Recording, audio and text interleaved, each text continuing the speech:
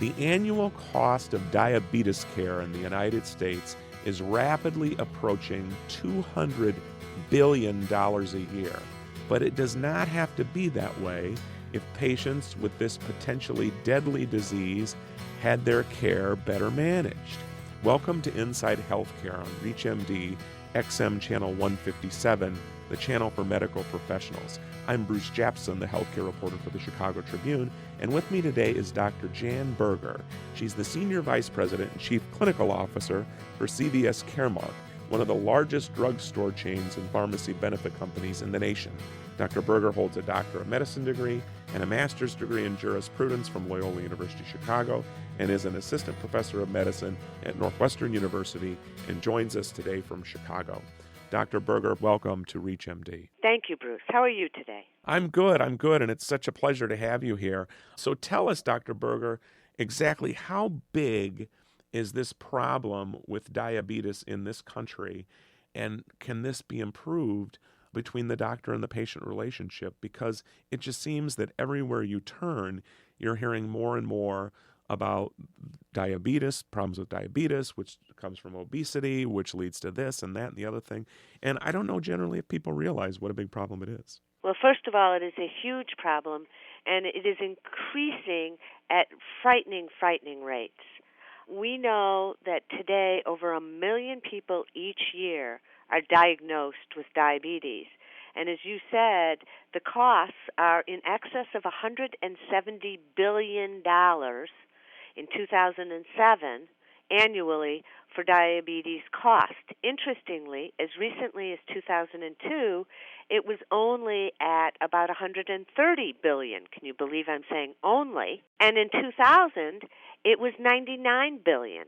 So you can see how rapidly the cost implications really are hitting the United States. Well, and the interesting thing is the diabetes, is it coming from a certain segment of the population? I mean, is it directly related to obesity, or is it because of the aging baby boomers, all of the above, or is it one root that is contributing to it more than another? It's actually coming from us at all angles.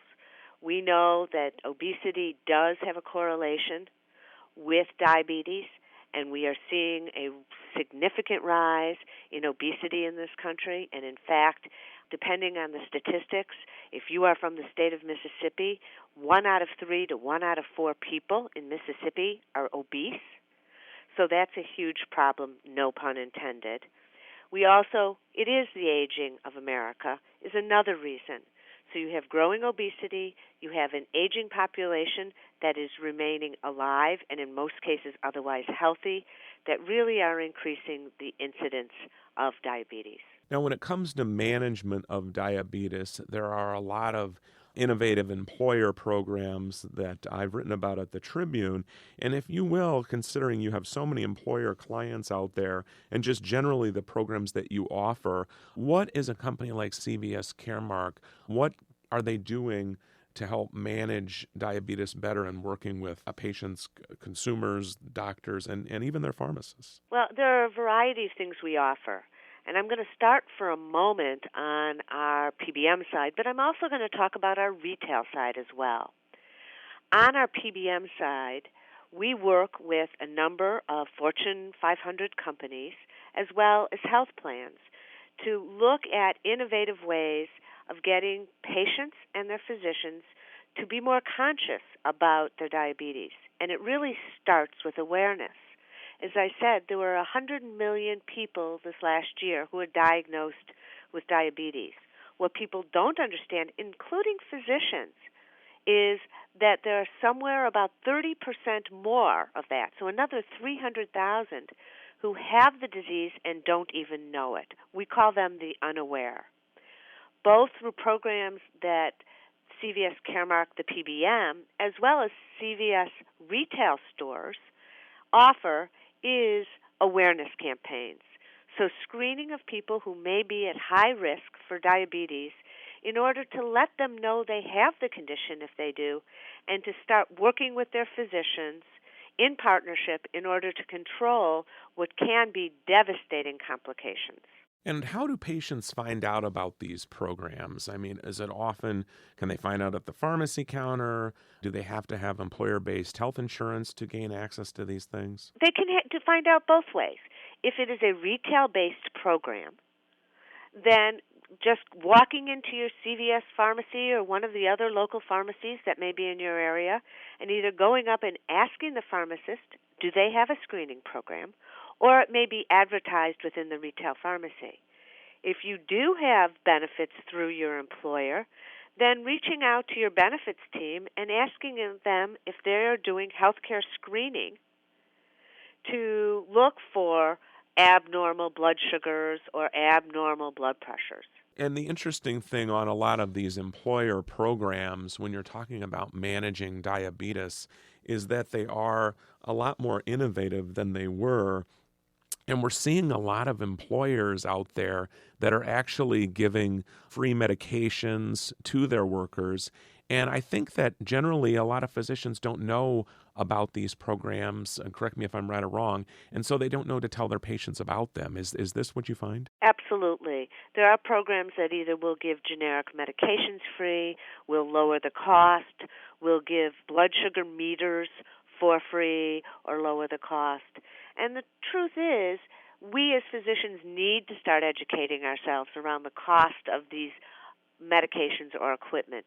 But we also need to just open up the conversation and say to the patient, acknowledging that it could be costly and that they need to reach out to their employers and better understand what their benefits are.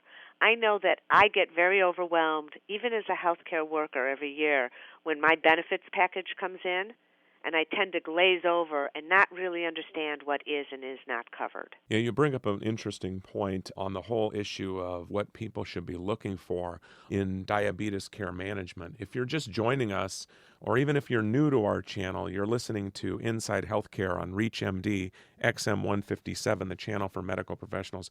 I'm Bruce Japsen, the healthcare reporter with the Chicago Tribune, and with me today is Dr. Jan Berger. She is the Chief Clinical Officer and Senior Vice President for CVS Caremark, one of the nation's largest drugstore chains and pharmacy benefit companies.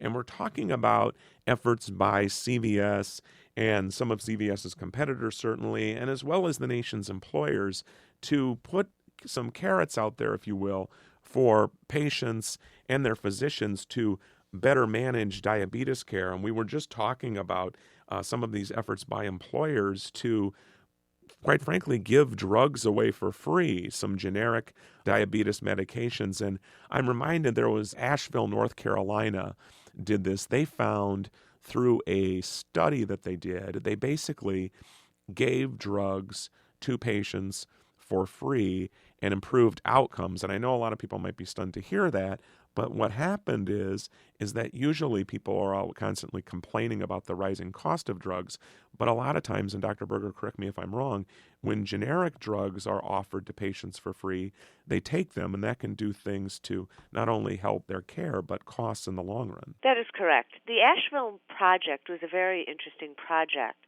because what they did, besides decreasing the cost of the medications, is they really worked side by side with the patient's physician to educate, support, and actually cheerlead the patients on.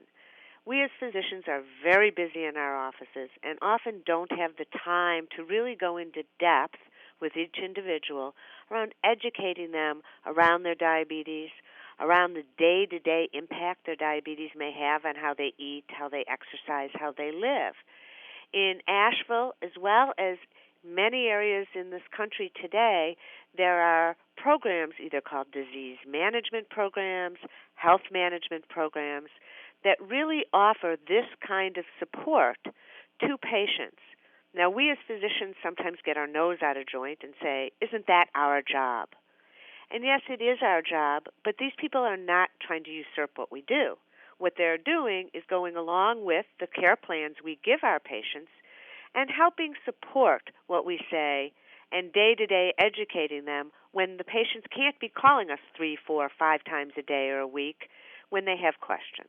And so do you find, you bring up an excellent point on this diabetes medication management, do you find that the doctor would be less likely to tell their patient, well, be sure you are in touch with your pharmacist, they'll explain this, that, and the other thing to you? And if that is the case, what can be done? I mean, are there programs or certain relationship building things going on within the CVS Caremark arena that could spur more of these relationships between pharmacies and doctors? Absolutely. I will tell you, until 9 years ago when I joined CVS Caremark, at that point it was Caremark, I did not understand what a great impact a pharmacist can have for the patient and on the relationship I should be having with the local pharmacist, because they really are trained not only on medication, but on the conditions that many of these medications treat.